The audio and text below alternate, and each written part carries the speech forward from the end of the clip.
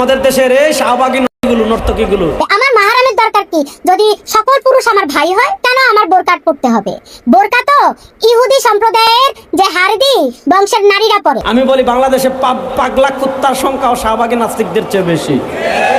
সুতরাং এই রাষ্ট্রে আমরা থাকবো, কসম আল্লাহর আমাদের শরীরে এক ফোঁটা রক্ত থাকবে, আর বাংলাদেশের শাহবাগীদের পক্ষে একটা আইন হবে, আমরা জীবিত থাকতে পারবেন না।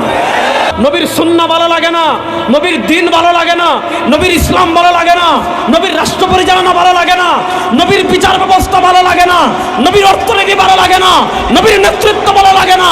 আপনি নবীর আদর্শের চেয়ে, নবীর ইসলামের চেয়ে, নবীর দ্বীনের চেয়ে আব্রাহাম লিঙ্কনের আদর্শ ভালো হয়ে যায়, রাশিয়ার আদর্শ ভালো হয়ে যায়, আমেরিকার আদর্শ ভালো হয়ে যায়। পশ্চিমারা বলে সকল ক্ষমতার মালিক জনগণ, এজন্য জনগণ যদি মদ খেতে চায়, তারা বলে তারা যেহেতু মালিক খাবে, সমস্যা কি, খেতে দেন। তাদের দৃষ্টিভঙ্গি, মনোযোগ। তারা বলে যেহেতু তারা মালিক, তারা মদ খাবে, সমস্যা কি, খেতে দেন। তারা নেশা করবে, দেন, কারণ তারা মালিক। দেখবেন পশ্চিমাদের সংস্কৃতি আছে লিভ টুগেদার। লিভ টুগেদার মানে বিয়ের আগে স্বামী স্ত্রীর মতো ছেলে মেয়ে এক ছাদের নিচে থাকা। এজন্য দেখবেন পশ্চিমাদের, আমাদের দেশের এই শাহবাগী নর্তকীগুলো, আমি বলি বাংলাদেশে পাগলা কুত্তার সংখ্যাও শাহবাগী নাস্তিকদের চেয়ে বেশি। সুতরাং এই রাষ্ট্রে আমরা থাকবো, কসম আল্লাহর আমাদের শরীরে এক ফোঁটা রক্ত থাকবে, আর বাংলাদেশের শাহবাগীদের পক্ষে একটা আইন হবে, আমরা জীবিত থাকতে পারবেন না। কসম আল্লাহর, আমরা জীবিত থাকতে পারবেন না ইনশাআল্লাহ। তামসা করেন নাকি বাংলাদেশে? এখন 2026, 2013 না, আগের দিন বাঘে খেয়ে ফেলছে। বাংলাদেশে আপনি নাস্তিক হয়ে থাকেন, আমার কোনো আপত্তি নেই। আপনি নাস্তিক হবেন, আপনার মাথা হন, আমার কি? আমি কি জুড়ে আপনাকে মুসলমান বানাতে পারবো? ইসলামে এমন কোনো বিধানও নাই যে কাউকে অস্ত্র দেখিয়ে, মনে করেন পুলিশ ভাইদেরকে দেখিয়ে বেটা কালেমা পড় নাইলে তোরে গুলি করে দিব, এমন কোনো বিধান ইসলামে আছে? আমরা ইসলামের দাওয়াত দিব, ঠিক না? কেউ মুসলমান হলে আলহামদুলিল্লাহ, না হইলে সে নাস্তিক হোক, তার ইচ্ছা, সে যা হোক তার ইচ্ছা। আপনি নাস্তিক হন, আমার সমস্যা নেই, কিন্তু আপনি নাস্তিক হয়ে যদি কোরআনকে গালি দেন, নাস্তিক হয়ে যদি ইসলামকে গালি দেন, নাস্তিক হয়ে যদি আমাদের প্রাণের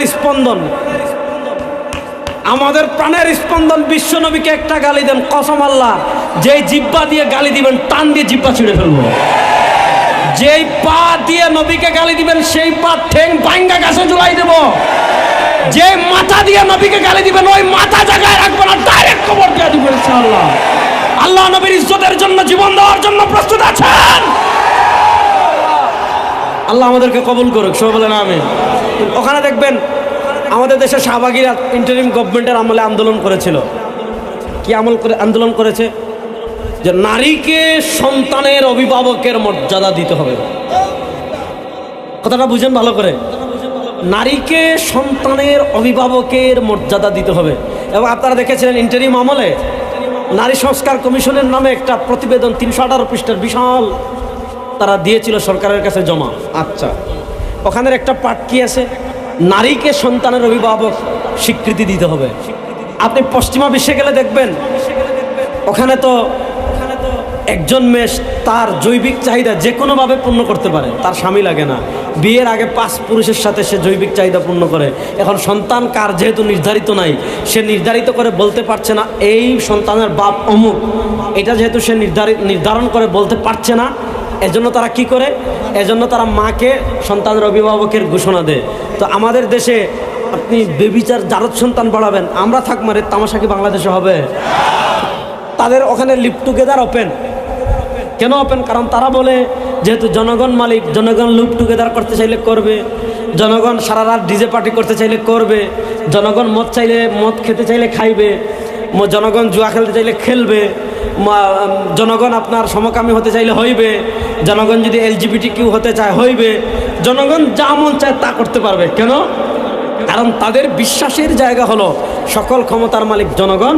সুতরাং জনগণ যেহেতু সকল ক্ষমতার মালিক, এজন্য জনগণ যা মন চায় তা করবে। আর আমরা বলি সাতার মাতার জনগণ, আসমানের মালিক কে? না আসতে বলেন, আসমানের মালিক কে? জুড়ে বলেন আসমানের মালিক কে? জমিনের মালিক কে? সূর্যের মালিক কে?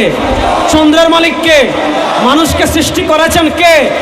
মানুষকে রিজিক দেন কে? আমরা বলি আসমান আল্লাহর, জমিন আল্লাহর, সূর্য আল্লাহর, চন্দ্র আল্লাহর, মানুষ আল্লাহর, দিন আল্লাহর, রাত আল্লাহর, আগুন আল্লাহর, পানি আল্লাহর, কুল মাখলুকাত আল্লাহর। সুতরাং আল্লাহর জমিন মানুষ যেভাবে বলছে এইভাবে চলবে না, আল্লাহর জমিন আল্লাহর কোরআন যেভাবে বলেছে ওইভাবে চলবে।